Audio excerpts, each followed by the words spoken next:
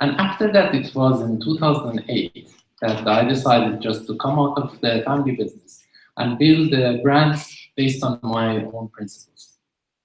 So it was in 2010 that I met the first private equity partner, that they invested in a company, and then they called me entrepreneur. That time for me, when they called me entrepreneur, with my limited English knowledge and also from the French education, so entrepreneur in France, in French, it means building contractor. So for me, it was kind of interesting. How, why? Like, am I building contractor? No, this what's it. So that opened my eye to the world of entrepreneurship. After I exited the business and sold the business to one of the largest business owners in the snack food industry in the region, in the Middle East. And then they called me serial entrepreneur. And the serial entrepreneur is the only thing about serial I heard, it was a serial killer. So the story is here that growing up in the family business with the large business owners, that opened my eye to large-scale businesses, conventional businesses that most of the time that we see them as devils, and then they are trying to manipulate us, and they planned everything to go wrong and all this. And from the other side, it opened my eye to the world of entrepreneurship, that they are trying to change the world and good. So I will give a little bit of the historic and background about the food industry, just to remind you where we came from, and then we can see where we are going to. So if you look at the food industry, I can change the slide. Yeah, food industry, it has great achievements in terms of taste. So if you look at the food industry, the evolution, which has been in the peak in the 60s. So the food, like if you look at the brands like McDonald's, Coca-Cola, Pepsi, Kit Kat, Nestle, all these brands, they have great achievements in terms of taste, convenience, food safety. When I say food safety, so we don't get the food poisoning, and also marketing orientation. If you look at the marketing in the 60s, they were bold, impactful, and quite nice. But what happened after that, today? If you look at the statistics, these are not my numbers, these are from WHO, 1 in 3, 11 years old kid in Europe, they are overweight or obese. And that's a big issue, that's an epidemic. So we had fat people in the past, but not on this scale. So almost 500 million of the population in the world are dealing with diabetes, including my mom and my dad also. So 86% of European death is because of non-communicable diseases. When we say non-communicable diseases, is cholesterol, heart disease, and cancers, and most of lifestyle diseases. So we don't have malaria, we don't have bacterial infective diseases, or we don't have death by wars today. So this shows that we have a problem. There's a problem and we need to deal with it. But the good news is there's a solution for this problem. So we have to change. We have to change. Change starts from ourselves. When I was younger, I used to preach a lot to my family that change everything, but I don't want to do anything. And I started to change first from myself, because I was diagnosed with pre-diabetes, and I had high level of cholesterol, and I had 30 kilo more than now. And first I started to change my lifestyle, my eating habits, to find the right way, and then implement it in our business.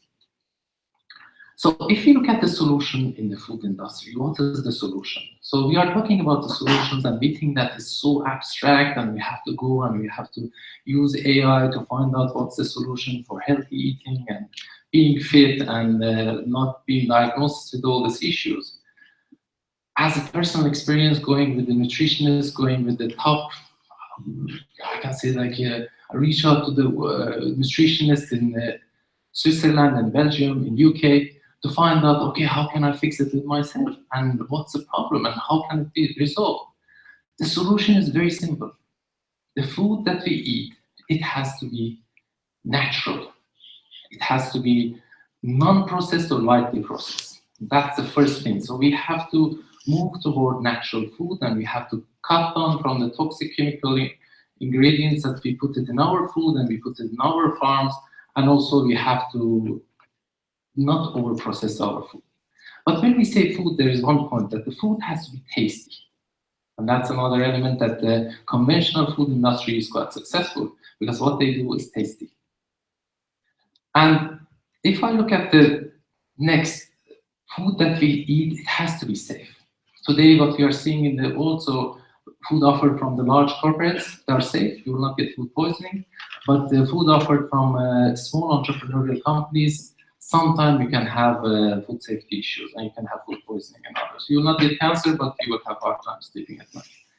So, and also the food that we produce, it has to be sustainable toward our society and toward the environment. So, if you look at this side, so on the right side, we have more of like the new world of entrepreneurial companies, which I started there, I took an extreme position and I went there. And the left side, we have more of conventional food industry. Conventional food industry is able to do scale production. They have large factories capable to produce, farm in the large scale and process in the large scale, distribute in large scale. They respect food safety standards, and also at the same time, they are quite bold in their marketing, and they're quite capable. And their capability is going down since 60s, but still there. And on the other side, we have young and new entrepreneurial companies that take extreme position, organic, natural. They respect long-term health, social and environmental sustainability, and also they make the products that are quite healthy and harmless, not always 100% true. So what's the solution? The solution that we found out and we implemented in Foodtech, and taking a balanced position. Don't go to the extreme. Don't say, stay positive. Look at the positive sides. If you look at the conventional food industry, they destroy the environment, they don't care about the long-term health, and they're quite ignorant about it. That's negative. And why they do it? Because for the past almost half a century, they have ignored it. I grew up with those people. I have been with the large corporates. We have people in our company from large food companies. They ignore us. They know it themselves. They cannot change. If you have not changed for 50 years, and if you want to today change it, it's too late. And on the right side also, if you look at the other side, so taking extreme position. So if we can come to the middle ground and we shift our perception from ecosystems to ecosystems, taking a balanced position and respecting everybody's positive achievements and putting together, then we can solve the problem of the food industry. And when I say this is, as experience of what we had is looking at, for example, food. I went and I look at the companies, even our companies and myself. I said that food companies, you can hardly see any nutritionist, any psychologist, any anthropologist. Food is culture. Food is education. Food is our habit. Right eating is not by only knowing the right statistics, is by changing our habits. People that they know very well how to change habits and they can help their anthropologists and psychologists. So we need to have an ecosystem approach. We have to have non-biased approach, and that's what we are trying to do. And we are working with anthropologists, with nutritionists, with tech experts, with finance experts, and we respect all the talents. And through this respect, so we try to build this ecosystem. And when I say what we do in Foodtech, we are identifying the problems, food problems. With the help of the experts, we identify what's the possible solution. We look at the companies around Europe that they have possible solutions. And by taking that entrepreneurial solution, we bring it on board, and we call it 3E, with the help of entrepreneurs, experts, and equity partners.